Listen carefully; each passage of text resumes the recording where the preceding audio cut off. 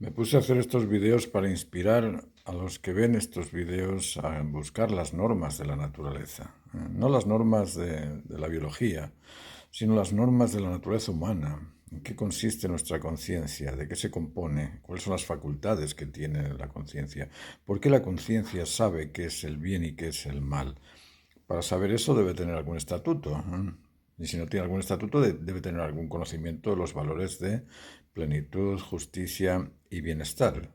Esos valores de bienestar, justicia y plenitud debe tenerlos dentro, en esa cosa que llamamos conciencia, para poder evaluar las cosas y decir, claro, de acuerdo con el sentido de plenitud, eso está agradable o no está agradable, de acuerdo con el sentido de justicia, eso es ajustado y es verdad y eso es falso y no es verdad, de acuerdo con el eh, atributo que tenemos, con ese estatuto que no estará escrito con letra, pero debe estar incluido dentro de eso que llamamos conciencia, dentro de ese estatuto de bienestar, sabe diferenciar entre aquello que es bueno y es malo.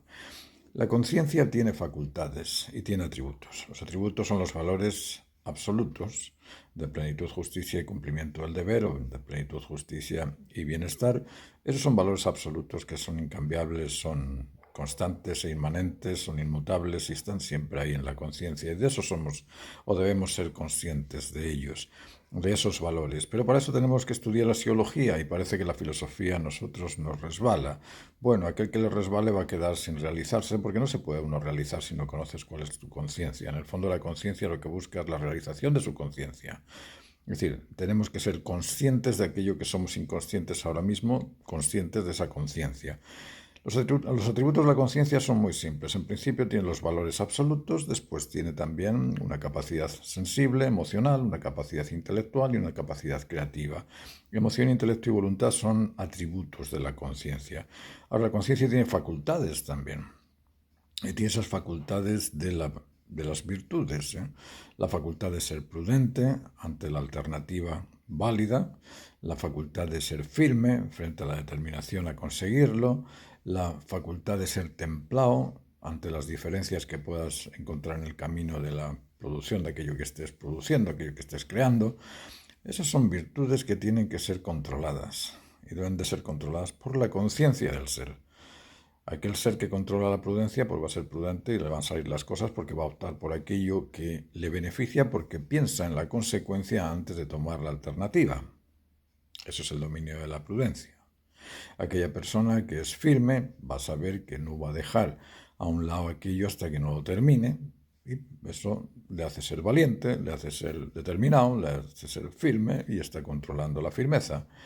Y aquel que sea templado, bueno, frente a lo diferente simplemente le doy un tiempo y después busco cómo seducirte con afecto, o busco cómo persuadirte con la argumentación adecuada, la razón más justa, o espero hasta que la cosa se haya cambiado en ese ánimo y cuando esté la cosa más tranquila, ahí vuelvo de nuevo a seguir mi camino.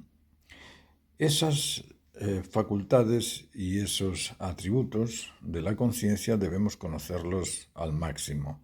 Y cuanto más conocimiento tienes de los atributos de la conciencia, mejor. Mejor porque antes te desarrollas. El desarrollo humano no es ser un laborista, es decir, no es ser una profesión.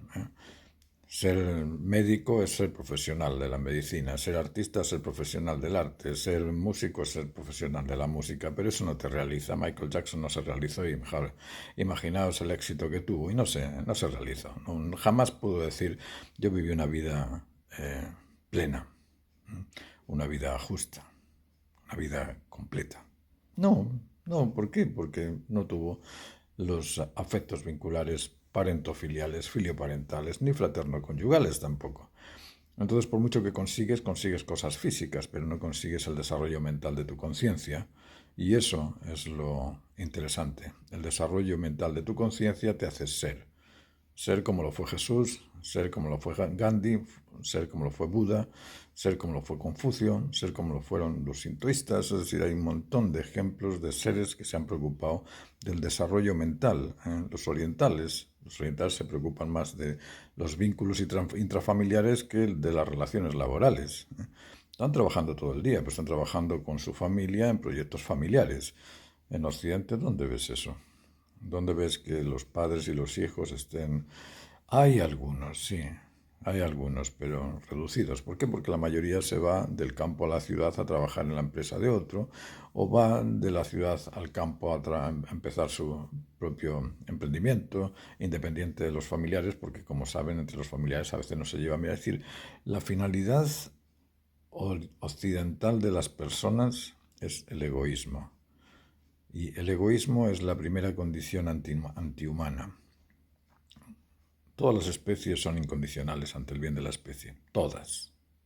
No hay una que no se sacrifique por el bien de su especie. No hay un individuo, un sujeto de cualquier especie que no se sacrifique por el bien de la especie. Ni uno. Solamente el ser humano. El ser humano porque es libre, autónomo y responsable. Y a veces no somos ni responsables, ni autónomos, ni libres. ¿Por qué? Porque no comprendemos el significado de libertad, no comprendemos el significado de la autonomía, no comprendemos el significado de la responsabilidad. Y si no sabemos qué es ser libre, si pensamos que ser libre es, bueno, siempre y cuando no te moleste soy libre, pero voy a optar por aquello que me dé la gana, esa no es la libertad. Libertad es la capacidad de optar por aquello que beneficia siempre a todo, porque aquello que beneficia siempre a todo no perjudica nunca a nada y te hace responsable y autónomo. Esa es la libertad. Si eso estuviese en los derechos humanos, podríamos ordenarnos. Pero los 30 derechos humanos no tienen explicación a sus palabras. Son palabras lindas, ¿eh? Son como las que te dice el gobierno de turno. Palabras lindas, ¿eh? Pero no hay un significado concreto. Espero que esto te motive a buscar tu identidad, tu integridad y tu dignidad humana, sobre todas las cosas, y que lo compartas con los demás también para que podamos crear un ambiente más mejor.